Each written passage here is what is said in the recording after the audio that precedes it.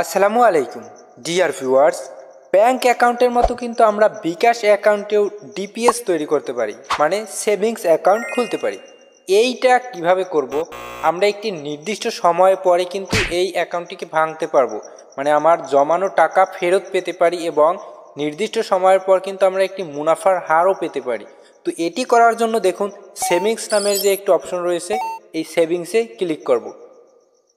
এখানে ক্লিক করার পর নিচে রয়েছে দেখুন নতুন সেভিংস খুলুন, এই যে অপশনটি রয়েছে এখানে আমরা ক্লিক করব। নতুন সেভিংসে ক্লিক করার পর আমাদের কাছে দুটি অপশন শো হয়েছে, ডিপিএস মুনাফা ভিত্তিক, ইসলামী ডিপিএস শরিয়া ভিত্তিক।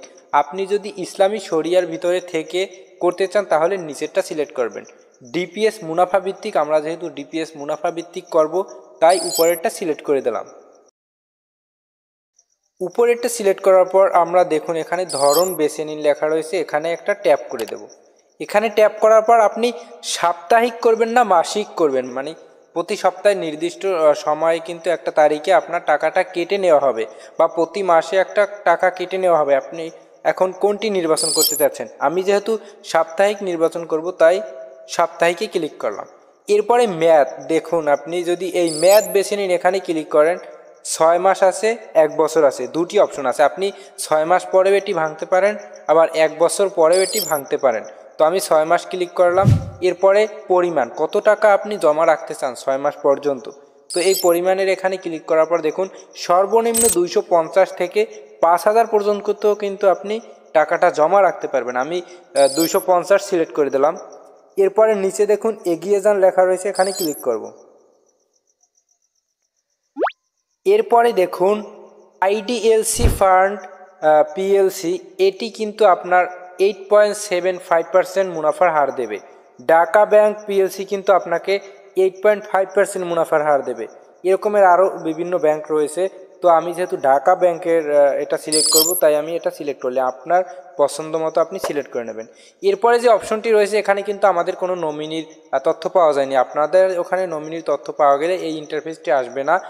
এখানে আমি এখন নমিনির তথ্য যোগ করব, নতুন যোগ করুন যে লেখা রয়েছে এখানে আমরা ক্লিক করব। এরপরে আপনি যাকে নমিনি করতে চান তার এনআইডি কার্ডের নাম্বার উপরেরটায়, তারপরে জন্ম তারিখ, তারপরে সম্পর্ক দিয়ে নেবেন, আপনার ভাই না বোন না বাবা না মা, এই সম্পর্কটা দিয়ে নেবেন। এই 3টি অপশন দেবেন, উপরেরটায় এনআইডি নাম্বার, নিচে তার জন্ম তারিখ, তারপরে সম্পর্ক, আপনার না কিন্তু, যে নমিনি তার। তো আমরা এই অপশনটি সিলেক্ট করার পর নিশ্চিত করুন যে লেখা রয়েছে এখানে ক্লিক করব। এনআইডি কার্ডের নাম্বার এবং জন্ম তারিখ ও সম্পর্ক দেওয়ার পর নিচে দেখুন নিশ্চিত করুন যে লেখা রয়েছে এখানে ক্লিক করব।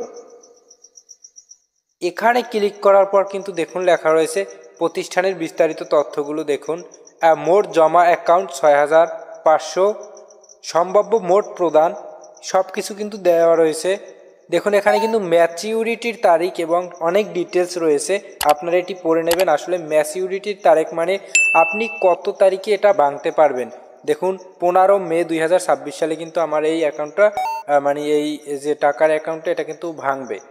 তো এরপরে দেখুন এগিয়ে যান লেখা রয়েছে, এখানে ক্লিক করব। এখানে ক্লিক করার পর আপনাদের বিকাশের পিন নাম্বারটি দিয়ে নেবেন। তো আমরা আমার বিকাশের পিন নাম্বারটি দিলাম। এরপরে নিচে দেখুন পিন কনফার্ম করুন, এখানে ক্লিক করবেন। দেখুন পাসওয়ার্ড দেওয়ার পরে যে ইন্টারফেসটি এসেছে দেখুন এখানে লেখা রয়েছে সেভিংস শুরু নিশ্চিত করুন। এরপরে আমরা নিচে দেখুন ট্যাপ করে ধরে রাখার একটি অপশন আছে, তো এখানে আমরা ট্যাপ করে ধরে রাখব। তারপরে দেখুন এখানে কি আসছে, আমাদের কিন্তু কাজটি সফল হয়েছে। এখানে দেখুন লেখা আসছে আপনার সেভিংস রিকোয়েস্ট করা হয়েছে, মানে আমার রিকোয়েস্টটি নেওয়া হয়েছে। তো এভাবেই আসলে একটি সেভিংস অ্যাকাউন্ট তৈরি করতে হয় বা ডিপিএস খুলতে হয়। তো আজকের ভিডিও এ পর্যন্তই, আর দেরি করব না, দেখা হবে পরবর্তী কোনো ভিডিওতে। আসসালামু আলাইকুম।